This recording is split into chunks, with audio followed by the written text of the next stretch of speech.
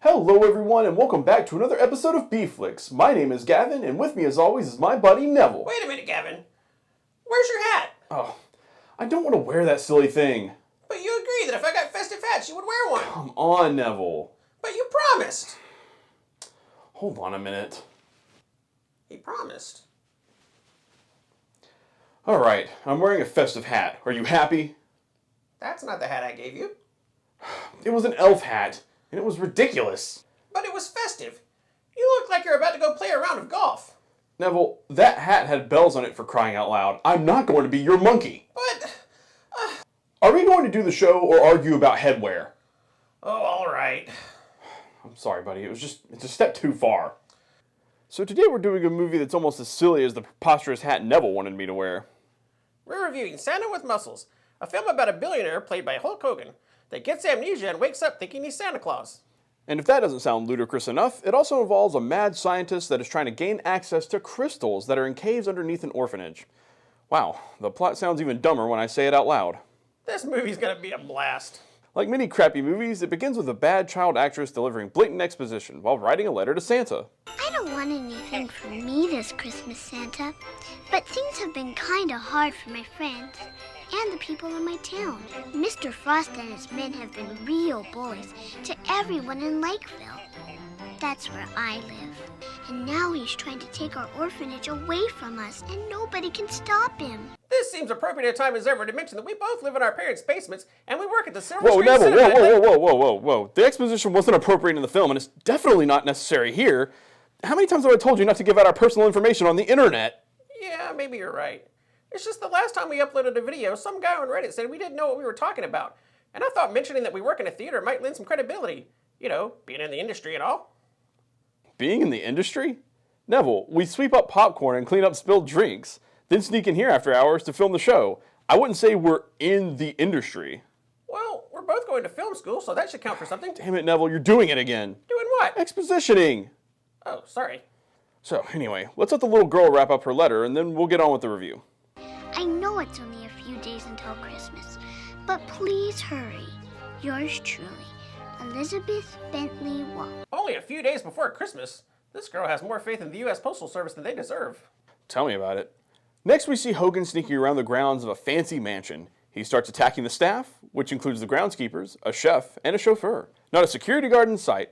What a cheap ass, making the staff pull double duty protecting the place. And who is the cheap ass? Yep, you guessed it. It's Hogan's character, Blake Thorn. This is his place, and apparently he makes it a regular habit of sneaking up and attacking his staff. Before we go any further, I want to point out that Hogan was a professional wrestler at this point in his career, and the fight choreography in the previous scene and throughout the rest of the movie is so weak and underwhelming. Yeah, really. Use your talent. The one thing he should be good at is fake fighting. It sure isn't acting. You got that right. After attacking his staff, he has visitors that are there to take him paintballing, and he delivers a line that lets you know just what kind of acting we can expect out of him for the duration of the movie. Let's roll! Yeah, that's about what I was expecting out of this guy. His movies really were some of the worst the late 80s and early 90s had to offer, but this one wasn't his worst. Looking at you, Mr. Nanny. Oh no. Please tell me we don't have to review Mr. Nanny. Neville, I don't think we'd survive such a horror. Phew. What a relief. It was torture enough enduring this crap fest. Well, Neville, you're the one to blame. You picked this movie yourself. I'm sorry, Gavin. I didn't know what I was getting us into. And by the time we were able to watch it was too late to pick another movie for our Christmas special. That's okay, pal. Let's just see if we can get through this review, and maybe next time we'll plan ahead a little better. So, back to the movie. Hogan and his paintball buddies are speeding through town when they pass a cop and he starts chasing them. And what does the brilliant Blake Thorn decide to do? He starts shooting at cops with his paintball gun. That kind of thing would get you killed these days. The cops must have been much more lenient back then. Only in shitty movies, pal. And the cops in this movie are about as competent in police work as Hogan is at acting. When the cops start closing in on him, Hogan decides to jump out of his Hummer and leave his paintball pals to fend for themselves. He tucks and rolls and then runs into a nearby mall. In the mall, it seems that there's an angry line of parents and kids because the mall Santa is missing. Behind the scenes, the elves are playing some poker, and one of the elves seems to be in debt to some very intimidating individuals. It's no problem. I just ran into a streak of bad luck, that's all. I'll have the money for you today, I promise.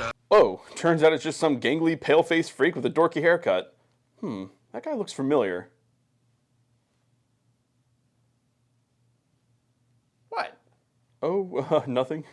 In the next scene, we meet Mr. Frost and the rest of his gang of so-called scientists who are torturing some guy to get him to sell his shoe store. There's a geologist? You know who that guy kind of reminds me of? The guys in the safari suits in Crash Bandicoot. Oh, yeah.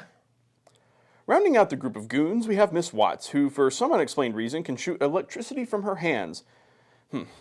Maybe she's another long-lost granddaughter of Emperor Palpatine.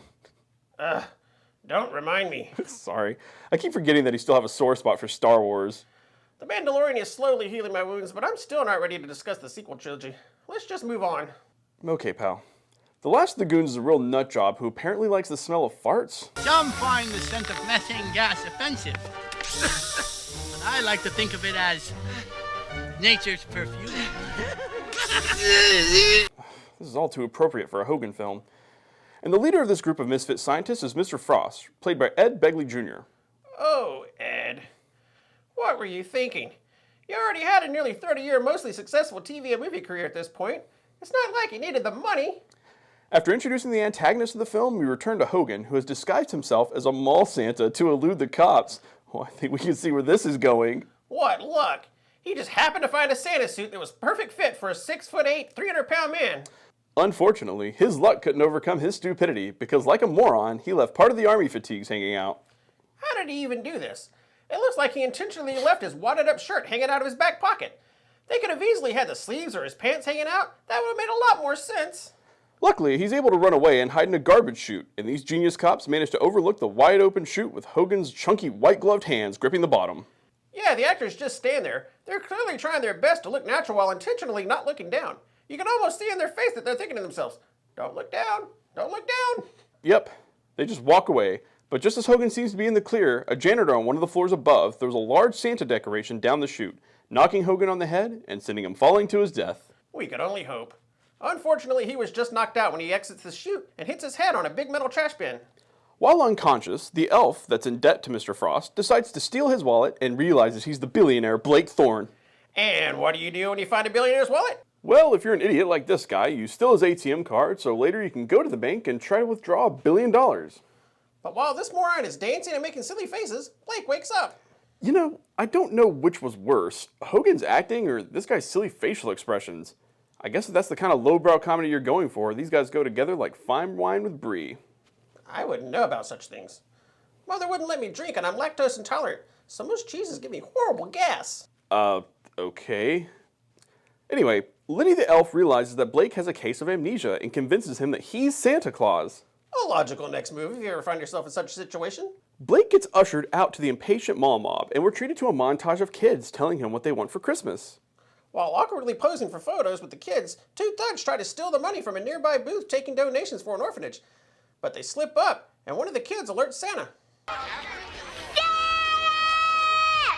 What follows is ridiculous. I mean, Hogan was a professional wrestler, but for some reason, even though the fight was very tame in comparison to the types of things he did in the ring, they still got a stunt double to do the scene. Now, for some reason after the fight is over, Blake decides that the orphanage needs help, and decides they have to go there. I mean, what does he think he's going to do? He has no money and he doesn't even know if he would be capable of helping. For all he knows, he's just some bum working as a mall Santa. Yeah, most of the Santas I encountered growing up were probably bums. I mean, most of them did smell like piss and cheap beer. What kind of malls were you going to? Oh, they weren't at the mall. They were coming over to visit my mom. They're the reason my parents split up. Wow. Yeah, so anyway, the movie cuts to the baddies, and we see that Mr. Frost is trying to buy the orphanage. Now our plans are almost complete. I still have one last headache, the orphanage. Oh, so that's how these weirdos are relevant to the plot. Yeah. The bad guys go to the orphanage to intimidate them by tearing down a statue outside the orphanage with an ice cream truck, and one of the caretakers runs out and jumps in front of the truck to stop them. They're speeding right at him, but just in the nick of time. No, they didn't. They did. Why aren't we moving?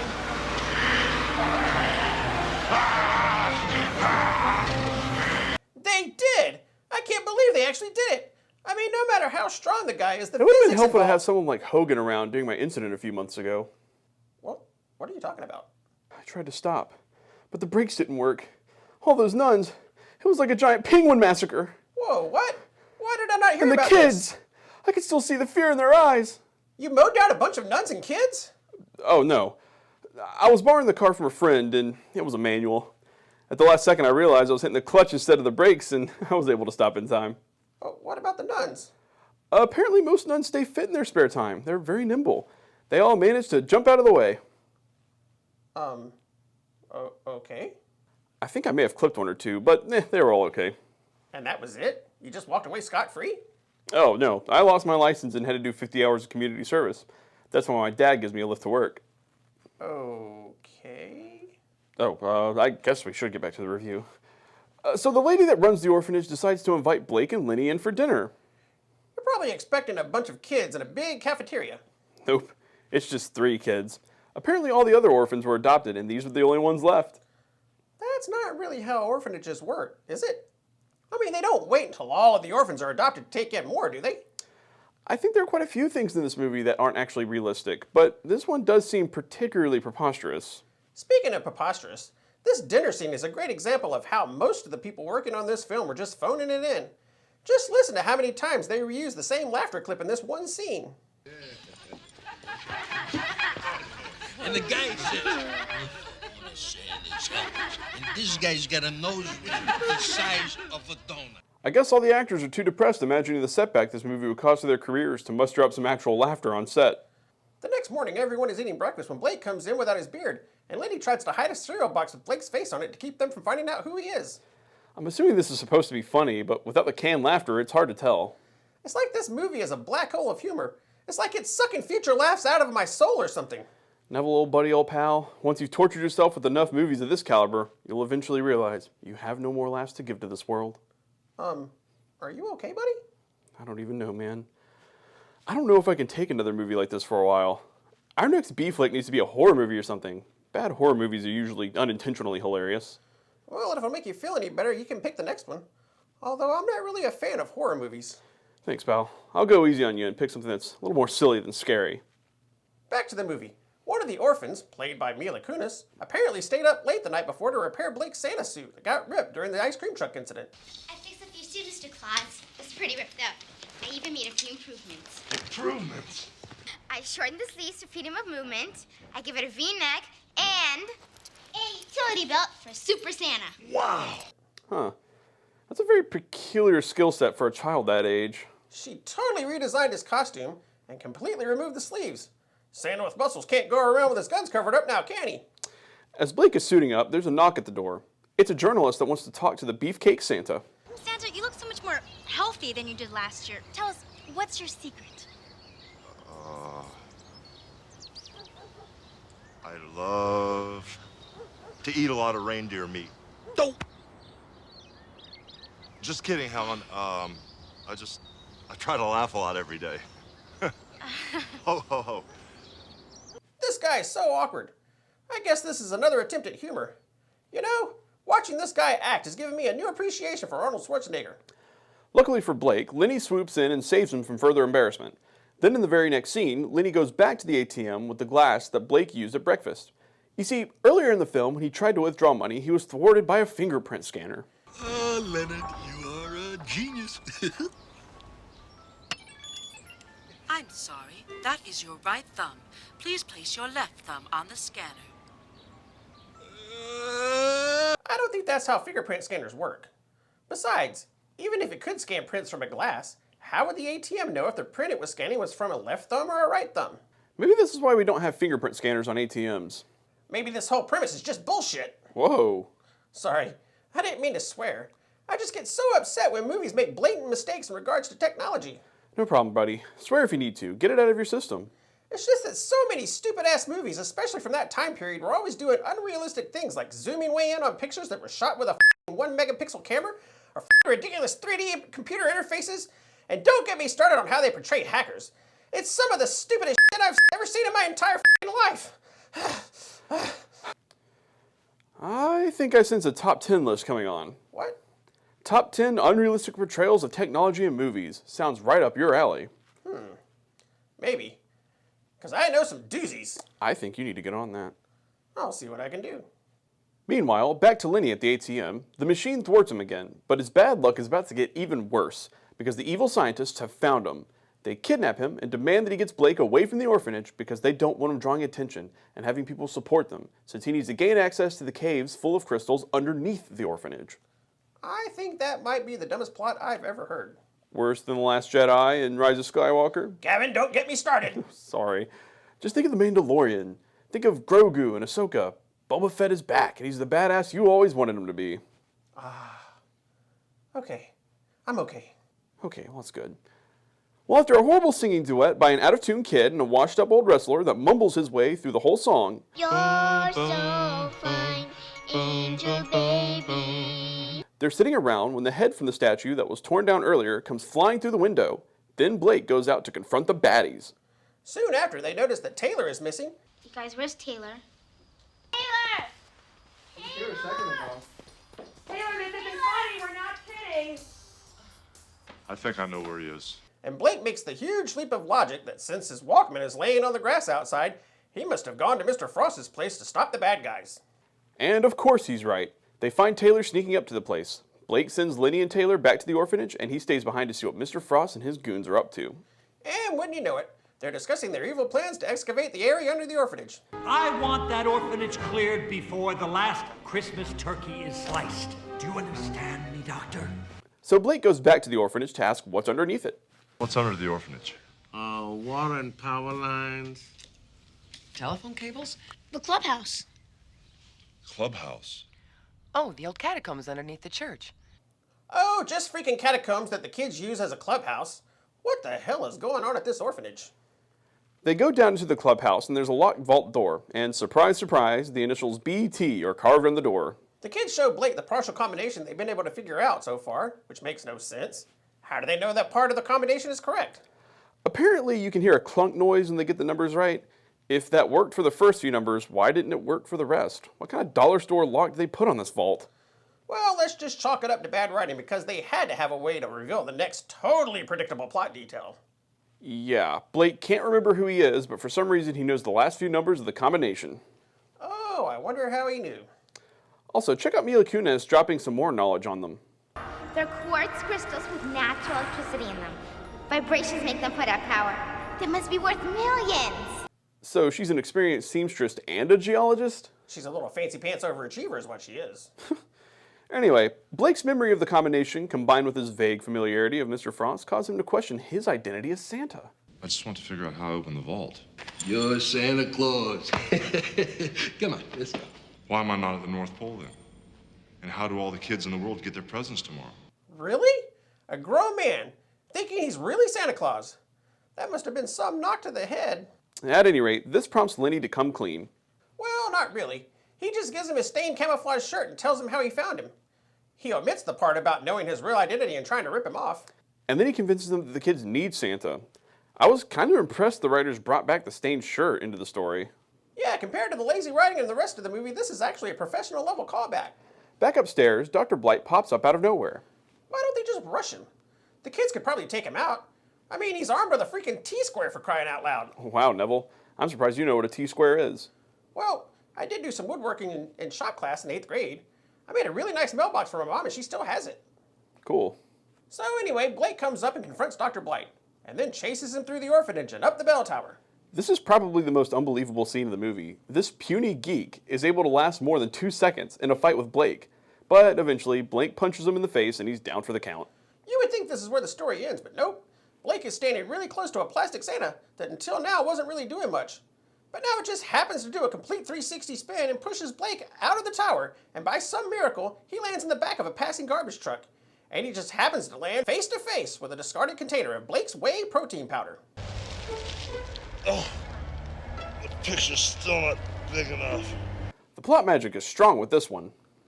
Blake wakes up at home thinking it was all a dream until he notices he's wearing a Santa suit. Oh, man. What a dream. I don't think that's how amnesia works. At any rate, he seems fully recovered now, but instead of going back to being an asshole, he quickly grabs the phone to call and check on the kids. But Mr. Frost and his team intercept the call and trick him into thinking Leslie and the kids don't want him around. Why don't you just disappear forever?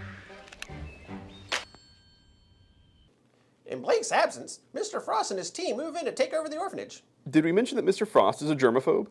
Man, this guy would have been totally prepared for COVID. I bet most kids growing up these days will wear designer hazmat suits when they grow up. Mr. Frost was just ahead of the curve. Mr. Frost, wait a damn minute. Do you think... I tried not to think too much while watching this movie. Mr. Frost forces the kids into the caves and makes them do some mining. Who's going to do my mining? You would think he would have a team of people to do this for him. Having 3 small children mine your crystals would be very inefficient. Yeah. What if the orphanage gave in and sold the place? Would he go out and kidnap some kids to do the mining for him? I don't think he really thought things through. He can't even keep his own plans straight because right after revealing that Lenny let them in, he tells them to take the kids away. By the way, Lenny, I want to thank you for letting us in. Take them away! Back at Casa de Beefcake, Blake's staff tries to cheer him up by attacking him while he was having a bowl of protein goop. But it doesn't work. He just sits there moping until he gets a call from Lenny. Then he springs into action and rounds up his chef, chauffeur, and the butler to go kick some ass. This guy really needs to hire some actual security staff. He doesn't need them. I mean, think about it. 2 of the bad guys are just a cartoony geologist and a buck-toothed weirdo who likes the smell of farts. Oh man, are we almost done? This one is making my brain hurt. We're almost at the finish line. Just push on a bit more. You can do it. Blake and his staff jump in the Hummer to speed off to the rescue. They pass the same idiot cop from earlier because of course they do. Like there's not enough crazy crap going on in this movie already. After a very lame car chase, they get surrounded by cops, and one of them pulls a bazooka out of the trunk of his car. Wow, that's a bit overkill, isn't it? This psycho cop is ecstatic for the chance to blow up a car full of people over a speeding infraction? I guess the cops didn't screw around back then. Blake manages to evade the rocket.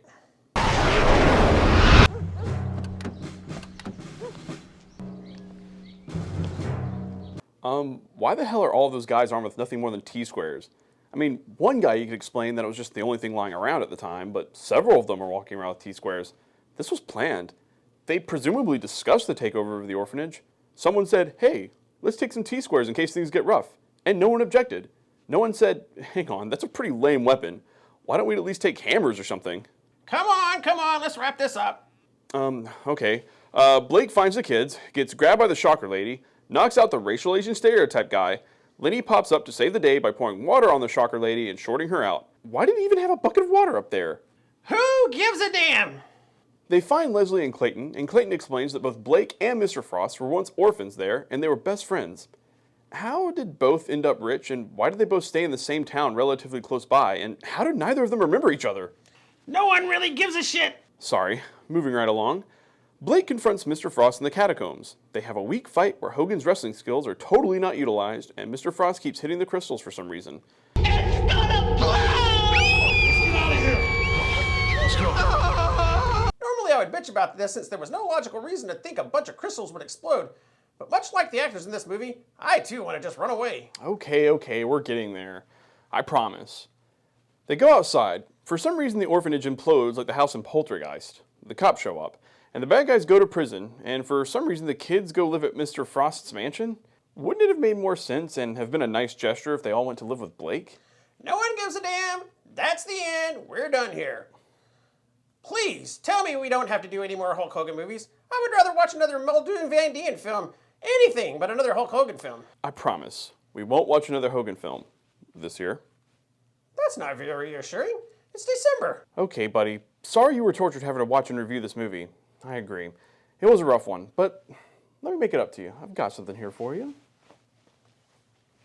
Here you go, friend. What's this? Oh, I just re-edited the Star Wars sequel trilogy for you. I cut out all the bits you didn't like. It's about 45 minutes long. Luke's character doesn't get ruined by becoming a hermit, and he doesn't die at the end. I cut out Leia's Mary Poppins scene. Kylo's actually a badass because I cut out all of his emo moments, and Finn doesn't get turned into a slapstick comedy in the last 2 films. What about Rose Tico? Rose who? Oh man, this is great. I can't wait to get home and watch it. Hold on. I got something for you too. Oh. I mean, you didn't have to do that, Neville. Here you go. I didn't have time to wrap yours either. It's a replica of the wallet that Jules had in Pulp Fiction. It's the one that says bad motherfucker. Oh, well, that's kind of cool. I am a bit of a Tarantino fan. Thanks. Yeah, I'm a bit of a Tarantino fan too. Glad you like it. I'm gonna go check out the DVD. Okay, we'll have fun. Did he just reach in his pocket and give me his own wallet? Oh, damn it, Neville! This wallet sells your student ID and library card in it.